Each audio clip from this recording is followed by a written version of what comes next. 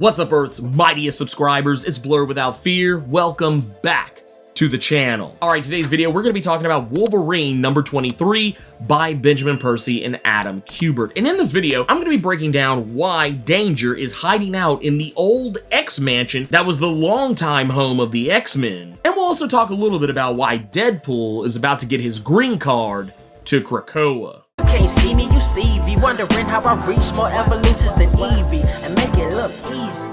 Okay, so when last we left off, we discovered that Danger, for one, had been working with X-Desk, trying to cut a deal with them, exchanging some of their own automatons that X-Desk would be able to use as stand-ins for mutants so that they could manipulate public perception of mutant kind in this House of X era, in exchange for being able to get back what was essentially Danger's daughter. I'm gonna go ahead and tell you right now, throughout the course of this issue, I was curious as to whether or not we would get any mention of Madison Jeffries, a character who just recently started making waves again in Victor Laval's Sabretooth series. I was curious as to whether or not there was going to be any mention of it, because during that series, it's revealed that the reason Madison Jeffries was thrown into the pit was because of his relationship with Danger, a character who is, for all intents and purposes, an artificial intelligence, something that is considered prohibited on Krakoan grounds. Not so much the relationship, but just her being around. Madison Jeffries was trying to create a home for her, and Krakoa had spurned her. They didn't want her to have a home on Krakoa, it seems, at least not an inorganic one, which was what Madison Jeffries was building. And in the wake of learning that Danger suddenly had a child, it made me wonder whether or not Madison Jeffries was the pappy of this child. And we never get an answer to that. It's never brought up. It's never addressed in any meaningful fashion, at least in terms of Madison Jeffries' involvement. We do actually get an answer as to who the father is, and surprise, surprise, it's a robot version of Xavier.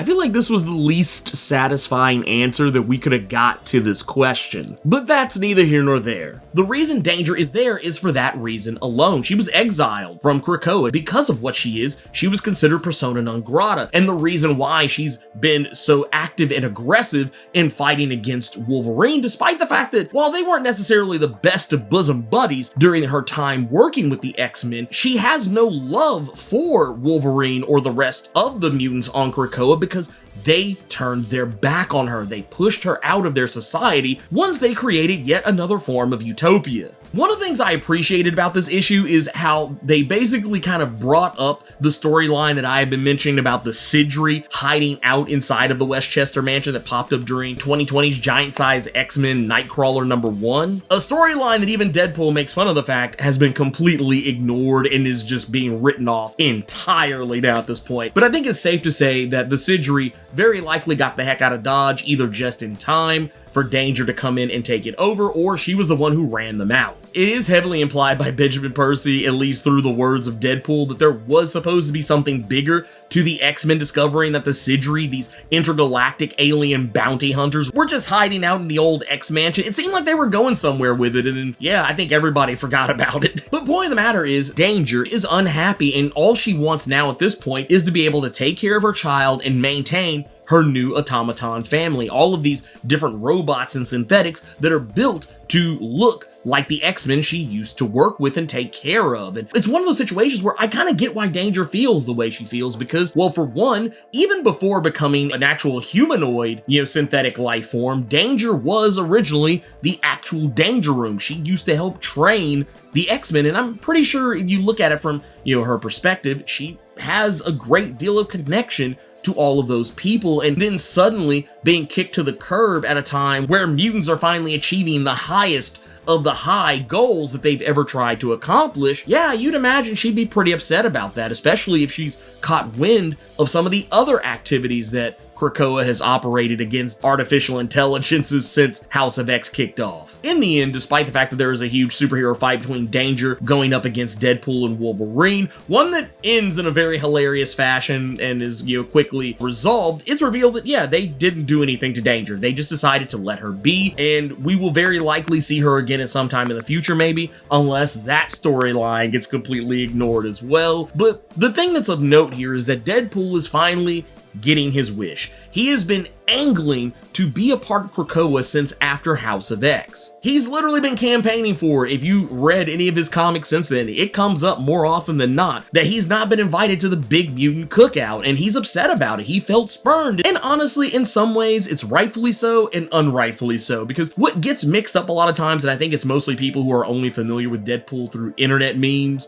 and the Deadpool movies, a lot of people erroneously assume that Deadpool is a mutant. He's not a mutant. He is a human mutate. He doesn't have an X gene. Deadpool was born a normal human. He never had an X gene activate. His powers and abilities come from genetic tampering during his time as a part of the Weapon X program. That said, as selective as Krakoa has been about having non-mutants on the island, which, once again, I've said this on multiple occasions, there are humans living on that island, though granted, they have some connection to someone that is already there. Case in point, North Star's husband Kyle is a normal human. Jubilee's baby, little baby Shogo, is a normal human. And right now, X-Force is opening their doors to Wade Wilson, allowing him to be a part of the team because over the course of these last few issues, while Deadpool, I'm pretty sure, has annoyed the living piss out of Wolverine, Wolverine has finally warmed up to him because of a little heart-to-heart that they had. Now, Deadpool even admits that, yeah, he probably doesn't deserve to be a part of what it is they have. Deadpool wanted to be a part of this because while Deadpool has never been a 100% full-fledged official member of the X-Men, he's been a probationary member at best. But he wants to be a part of the greatness that mutants have achieved. Even though he wasn't technically responsible for it, he's always had ties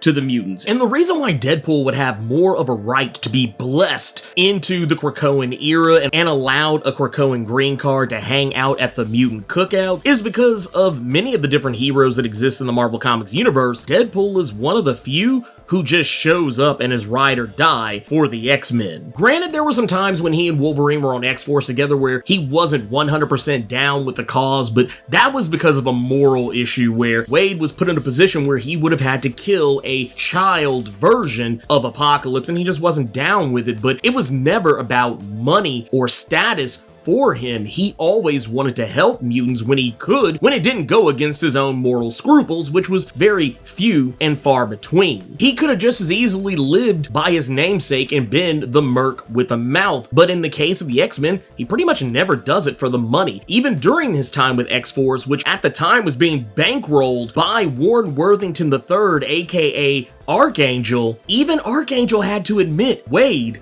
never cashed any of the checks that he gave him for his services. Deadpool, unlike the Avengers, is there for the X-Men when they need him, hell, even sometimes when they don't even want him around. So if he's willing to face down Sentinels and anti-mutant hate groups and whatever other threats imaginable for the people he cares about, if he couldn't be blessed into Krakoa, I don't know who could. He just wants to be a part of what he sees as something that's great, and Wolverine recognizes that, and towards the end of this issue, there's a point where Domino, Beast, Wolverine, Sage, and Omega Red are trying to figure out what their next move is, and Deadpool is just kind of sitting there wondering if he could be a part of it, and Wolverine tells him to get on in, pull up a seat, you're now a part of the team. And this is one of those things I think is pretty awesome because my first introduction to Deadpool was not his first appearance in New Mutants number 98. My first introduction to Deadpool was actually in X-Force Volume 1, Number 2, back in 1991. That's where I know the guy from. This is how I'm familiar with him. Back when he was still kind of a goofball, but not the goofball he is today. He was more of a wisecracking assassin back then. He wasn't really the third wall breaking character that we know him as today. But yeah, I think this is awesome. This is cool. A lot of people have been clamoring for Deadpool to be a part of this, House of X era. And while I wasn't necessarily asking for it, I'm happy for everyone else that's getting what they want. I'm fine with it. I think that it can only go up from here. Speaking of Deadpool's issues with trying to become a part of Krakoa, if you want to see more of Deadpool being angry at Krakoa for not being invited to the cookout, check out this video up here to learn all about that. And if you want to see why Danger has reason to be nervous about Krakoa's anti-artificial intelligence policy, check out this video down here to learn about the sneaky trick Krakoa pulled against the artificial intelligence, the Smileys. In the meantime, let me know what you thought about Wolverine number 23. Keep it plus ultra and sound off in the comments.